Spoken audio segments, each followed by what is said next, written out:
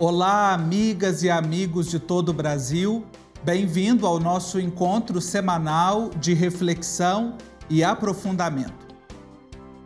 A Declaração Universal dos Direitos Humanos afirma, em seu artigo 19, que todo o indivíduo tem direito à liberdade de opinião e de expressão, o que implica o direito de não ser inquietado pelas suas opiniões e o de procurar, receber e difundir, sem consideração de fronteiras, informações e ideias por qualquer meio de expressão. A liberdade de expressão também é garantida pela Constituição de 1988, principalmente nos incisos 4º e 9º do artigo 5º. Enquanto o inciso 4º é mais amplo e trata da livre manifestação do pensamento, o inciso 9º foca na liberdade de expressão da atividade intelectual, artística, científica e de comunicação. A liberdade de expressão é um direito que pode passar despercebido no nosso cotidiano, mas é facilmente perceptível quando ela é cerceada ou ameaçada. E para nós refletirmos sobre a liberdade de expressão, este assunto tão importante para nós nestes tempos, eu recebo de forma remota Ana Raquel Gomes e Pereira. Ela é advogada, professora, mestra em Direitos Humanos pela Universidade Federal de Goiás e especialista em Direito Eleitoral e Processo Eleitoral pela mesma universidade. Ana Raquel, bem-vinda, é uma alegria tê-la aqui no nosso programa. Olá, obrigada, Marcos. Estou muito honrada com o convite, agradeço e me sinto extremamente feliz e, de fato, honrada mesmo de poder dividir esse programa aqui hoje com vocês e com o Dr. Pinheiro Salles. É verdade. E essa mesma emoção que toma conta de você também, a minha, a honra de nós termos aqui o Pinheiro Salles, jornalista profissional e bacharel em Direito, tem uma história muito marcante. Preso pela ditadura militar durante 9 anos, tem vários livros publicados, sendo o seu depoimento na Comissão Nacional da Verdade, Ninguém Pode Se Calar, editado na Alemanha e na Suíça. É vice-presidente da Comissão Nacional de Ética dos Jornalistas e presidente da Comissão de Direitos Humanos e Liberdade de Imprensa do Sindicato dos Jornalistas de Goiás. Pinheiro Salles, que honra, bem-vindo ao nosso programa. Eu estava em honra também, eu me sinto muito honrado de estar com a admirável professora Raquel e aqui tendo a oportunidade de conversar com você, Marcos Túlio.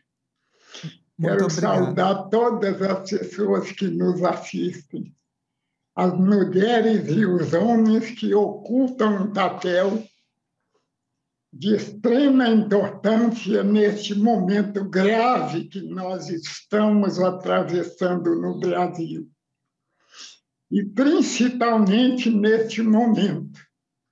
O tema que você nos apresenta, Raquel e a mim, se reveste de uma importância maior, porque à medida que a gente discute assuntos como este, a gente contribui de forma direta ou indireta para elevar o nível de consciência das pessoas. E a consciência exerce um papel na história para que nenhuma pessoa neste país ou no mundo se curve diante das arbitrariedades e injustiças tão frequentemente desrespeitados em nosso país. Muito obrigado pela oportunidade. Nós que agradecemos e o senhor já nos dá uma aula nesta saudação, não é, Ana Raquel? Diante do que nós vamos conversar e da necessidade de abordar este tema. Já já nós vamos continuar a nossa conversa e eu quero, antes de conversar com a Ana Raquel e com o Pinheiro Salles, agradecer a você que faz parte desta família, dos Filhos do Pai Eterno, pela sua generosidade, obrigado pelo seu sim, e você que nos acompanha e ainda não faz parte, cadastre-se ligando no 62 3506 9800 ou acessando o nosso portal na internet paieterno.com. Você receba muitas bênçãos do Pai Eterno. Vamos então começar a nossa conversa.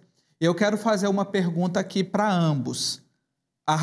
Ana Raquel, enquanto advogada, professora, pesquisadora, gostaria que ela, e como uma participação feminina também aqui iluminando a nossa reflexão, liberdade de expressão significa a gente dizer tudo o que a gente quer e tudo o que a gente pensa?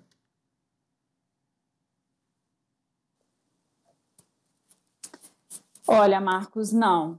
Na verdade, a liberdade de expressão, apesar de ser um direito, garantia fundamental na nossa Constituição Federal, ela também é um princípio basilar da democracia e a sociedade depende dela. Mas a liberdade de expressão ela não pode ser usada de forma alguma para que seja instigado qualquer tipo de ódio, qualquer tipo de discriminação, qualquer tipo de ataque ao que a gente chama das maiorias minorizadas. Então, a liberdade de expressão, embora toda a sua importância, a sua significância para a democracia, para a sociedade, ela deve ter limite, sim, porque não significa dizer tudo. A partir do momento que você instiga o ódio, que você incita algum tipo de crime, essa liberdade de expressão deve, sim, ser, de certa forma, regulada. A liberdade de expressão ela não pode ser usada, desvirtuada, para que seja utilizada para meios que não são democráticos, para meios que não são agregadores. Você traz uma noção importante para nós, de que ela não pode ser desvirtuada. Além de retomar o direito, a garantia, né, o princípio da democracia não pode ser desvirtuado, ou seja, não usar desse direito para um benefício pessoal, para interesses pessoais ou ideológicos que sejam, para infringir aquilo que é, como o próprio nome diz, um direito para todos. O professor, né, advogado, jornalista Pinheiro Salles, que é uma autoridade no assunto, porque viveu na pele, né, como eu disse na apresentação, aquilo que é o cerceamento da liberdade durante o período da ditadura militar. O Pinheiro Salles, o ministro Aires Brito, ex-ministro do Supremo Tribunal Federal, ele, no ano de 2009, ele usou uma expressão em uma decisão, uma expressão muito interessante, que ele diz que a liberdade de imprensa é irmã siamesa da democracia. Nós temos vivido tempos em que alguns gestos, palavras, expressões têm sido retomadas desse período em que a liberdade no Brasil era cerceada. E também temos visto uma escalada de autoritarismo. Como é que a gente pode entender esse contexto, né, dessa retomada desses princípios nesses nossos dias? Marcos Tully, as nossas conquistas democráticas resultaram ou resultam de muita luta, de muito sacrifício, de muito sangue, de muitas mortes, de muita violência, de muita atrocidade.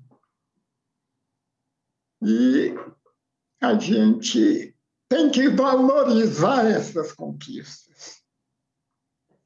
Mas, de qualquer maneira, precisamos todas e todos compreender que a organização do Estado funciona como um instrumento coercitivo sobre a maioria da população. Nós não desfrutamos da necessária democracia no plano jurídico, no plano econômico, no plano político, no plano ideológico, principalmente. Porque o Estado é organizado para que haja a desigualdade social.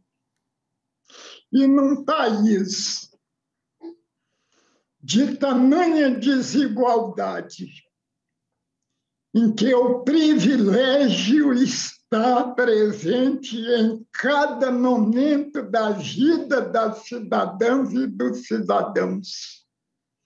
Então, nós, mais de que combater aí medidas emergenciais e imediatas, precisamos refletir e nos posicionar sobre a própria organização da sociedade em que a gente vive. Mas após este preâmbulo, respondendo objetivamente a sua pergunta, nós atravessamos um dos períodos mais trágicos da história do nosso país. De 1º de abril de 1964 até 1985, absolutamente nenhum direito era respeitado, principalmente após a edição do famigerado Ato Institucional número 5, de 13 de dezembro de 1968. Todos os direitos foram suprimidos. Os mais elementares direitos, os mais comezinhos, porque se aboliu todas as possibilidades de manifestação. E houve quem resistisse, e houve quem lutasse. E chegamos ao final da ditadura, que foi o resultado prático da disposição de luta, do heroísmo e do comportamento revolucionário daqueles que tombaram e ofereceram seu sangue para que nós conquistássemos a liberdade. Então, dessa maneira, quando o ex-presidente do STF fala da liberdade de imprensa, a liberdade de imprensa é uma das liberdades de expressão.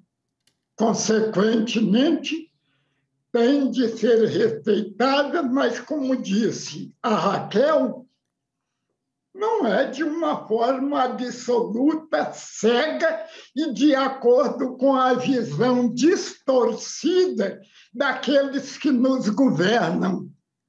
Não se pode aceitar declarações que preguem intolerância, que preguem a injustiça, que preguem a violência, o retorno do AI-5, a homenagem aos assassinos, aos torturadores que cometeram crimes de lesa humanidade. Isso não é liberdade de expressão, isso é a defesa asquerosa de questões que precisam ser definitivamente sepultadas em nossa história. É bonito e emocionante a gente ouvir Pinheiro Salles falar. Eu estou aqui emocionado, e a Ana Raquel também, é visível a emoção dela em ouvir, de quem sentiu na pele, de quem viveu.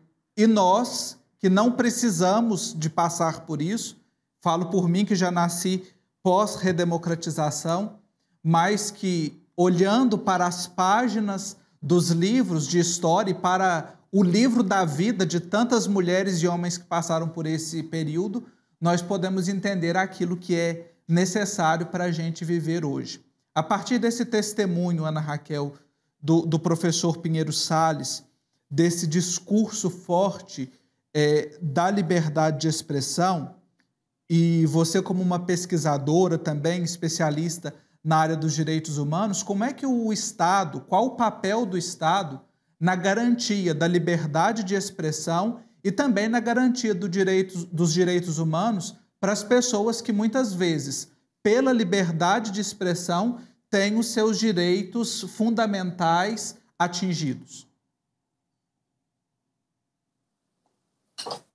Bom, Marcos, primeiro eu quero dizer que a aula, eu estou emocionada, eu sempre gosto de ouvir o Pinheiro, eu sou amiga do filho do Dr. Pinheiro Salles, e eu já li livros do Dr. Pinheiro, e, assim, de fato, assim, uma honra mesmo, eu não consigo denominar de outra forma, poder ouvi-lo novamente.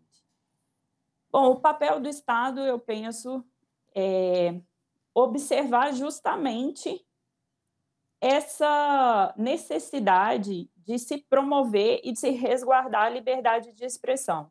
Eu acho que o Estado, a partir dos seus governantes e a partir não só dos seus governantes, mas também dos outros poderes, eu acho que a gente tem que resguardar esse direito-garantia e propiciar que esse direito-garantia ele seja, de fato, entendido e observado pela sociedade. O doutor Pinheiro tocou num ponto muito importante, porque é justamente a liberdade de expressão que é um termômetro do Estado democrático, né? E é por meio da liberdade de expressão também que a gente consegue fazer até um controle social dos nossos governantes. Nós temos que ter o direito de criticar, de exigir dos nossos governantes e dos demais poderes também, né, que esse direito-garantia ele sirva à população, sirva às pessoas, né, para o qual ele foi criado. Então, eu acho que deve ser propagado e protegido, né? Até porque é um instrumento de controle social dos poderes também. E sem a liberdade de expressão, o que a gente tem é uma uniformidade assim, discursiva sem pluralidade nenhuma. Nós não poderemos crescer como Estado democrático, a nossa democracia não pode se fortalecer sem que esse direito-garantia também seja fortalecido. Elementos importantes que tomo nota aqui: a uniformidade de um discurso sem a pluralidade enfraquece a nossa democracia, enfraquece a formação da nossa sociedade, né? Enquanto sujeitos, enquanto protagonistas da nossa história, da construção do nosso país, especialmente num tempo tão difícil em que a gente vive, como esse tempo da pandemia que nós já estamos atravessando aí há mais de um ano. Eu gostaria de aproveitar a oportunidade de ter o Pinheiro Salles aqui, de ouvir um conselho. Quando a gente está perto de alguém que é um douto em determinado assunto, a gente aproveita para pedir conselho.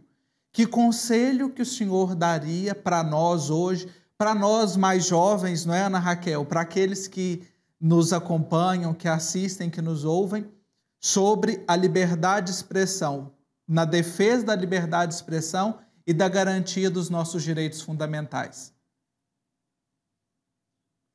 Marcos Túlio, no dia 1º agora, foi veiculado no jornal daqui de Goiás, o Popular, meu artigo Repúdio ao Golpe de 64. E nele eu faço uma referência especial aos jovens, porque os jovens são vítimas maiores das dificuldades que nós estamos enfrentando. Porque a educação não funciona nesse país.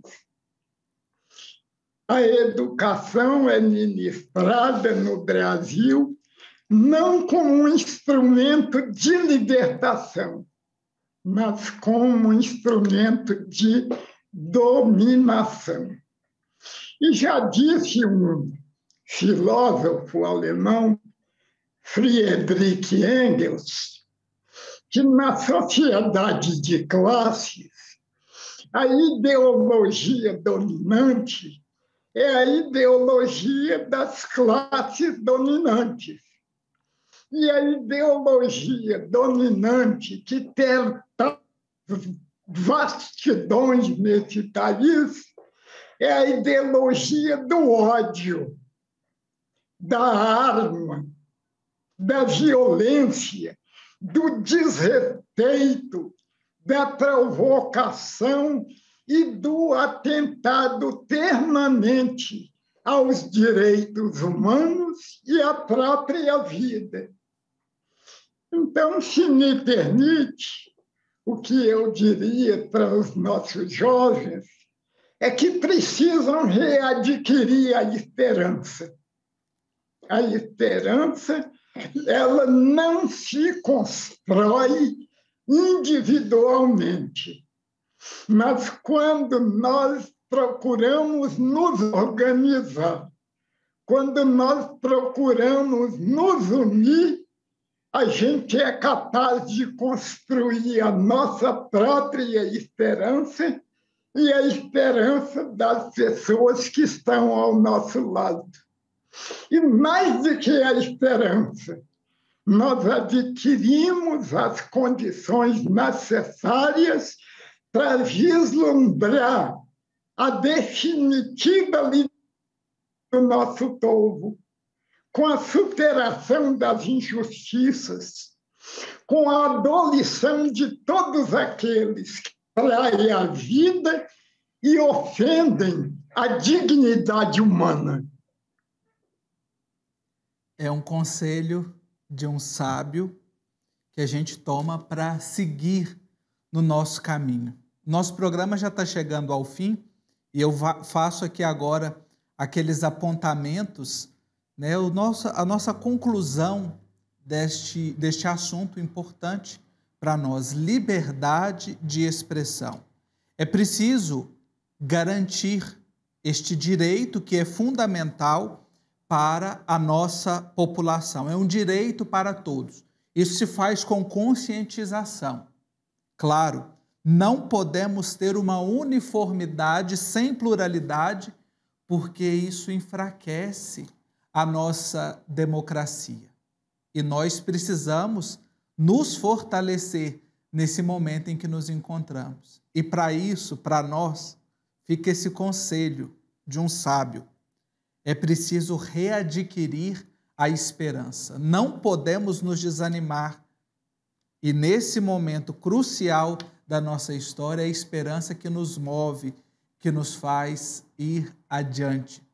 Agradecendo muito a presença, a reflexão da professora Ana Raquel, ela que é advogada, professora, mestra em Direitos Humanos, Ana Raquel Gomes e Pereira, e também do jornalista, bacharel em Direito, um mestre na vida, escritor, e que nos ensina com o seu testemunho de vida, Pinheiro Salles.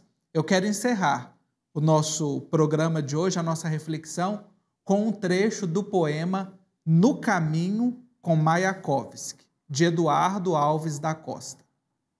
Na primeira noite, eles se aproximam e roubam uma flor do nosso jardim. E não dizemos nada.